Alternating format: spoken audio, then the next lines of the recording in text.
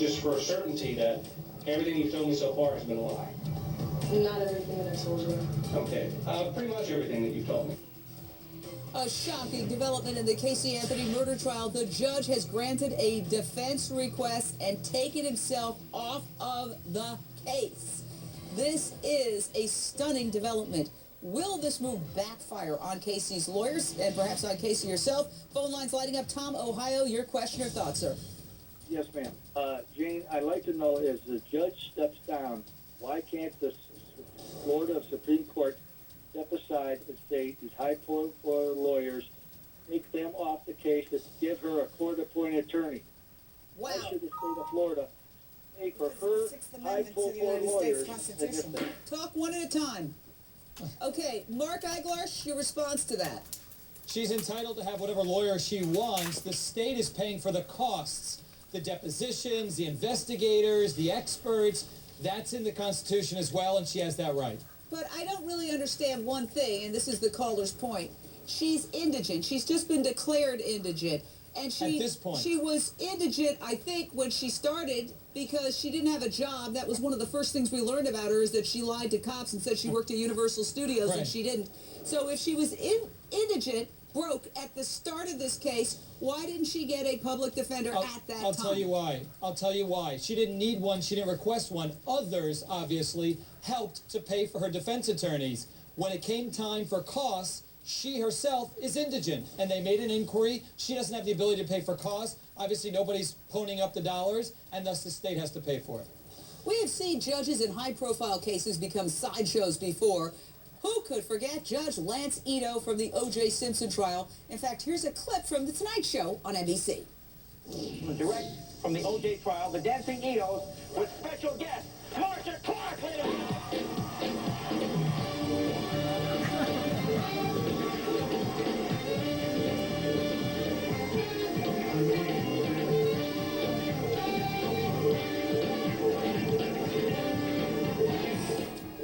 And then there was Judge Larry Seidlin, who has been a frequent guest here on Issues. He decided the custody battle over Anna Nicole Smith's body. He became well known for his emotional outbursts, or moments, I should say, like this. Watch. And I'm not going to talk about this case ever again. And I hope to God you guys give the kid the right shot.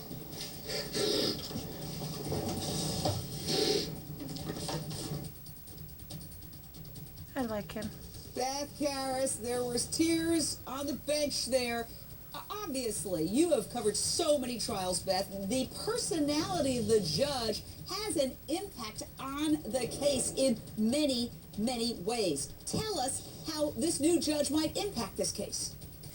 Well, you know, I don't think that the trial is going to be delayed. This judge has 13 months to learn the case. He has a lot of work ahead of him, but I do think that the trial, if the lawyers will be prepared for May 2011, will go as scheduled. From your mouth to God's ear. Pardon me? Jane, From your mouth to God's ear. Yes.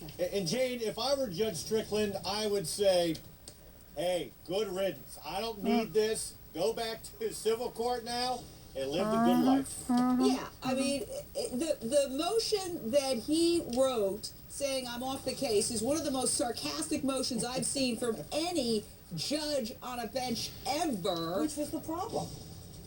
Oh, excuse me? Jane, that is exactly what the problem is. The perception is that there was prejudice or bias against the lawyers or the party. That's precisely why the motion was written. And the 4-page order by the judge, all I can say is, you know, the order should have been ruling on the law, not attacking the lawyers. The order had to only rule whether or not it was legally sufficient, not explain his actions. The judge isn't on trial. The lawyers are advocates. They're allowed to advocate for their clients zealously. A judge is not. Yeah, but I think the point was that the blogger, or the judge was saying that he had basically a meaningless little interchange with the blogger, that it wasn't some kind of deep relationship where he was supporting him, and that the guy got sick and he called and said, I hope you feel better. Now, here's more of blogger Dave Neckel's scathing response to the defense motion. Quote, if this is the best the defense can muster, God save Casey, it's tantamount to handing her a ticket to hell. Neckel says he fears being remembered as the defense's scapegoat. Mark, what do you make of his response to this whole fiasco? Well, it's what most people are thinking. It's transparent. The defense wanted somebody different, and they put Casey's life on the line by spinning the wheel, and now they have someone more conservative. A judge who will say, hey, Baez, no more playing for the cameras, no more of this, no more of that, and I think it's going to hurt him when it comes time for trial. Well, Beth Paris, getting back to my question to you, a judge's personality does influence, particularly jury selection.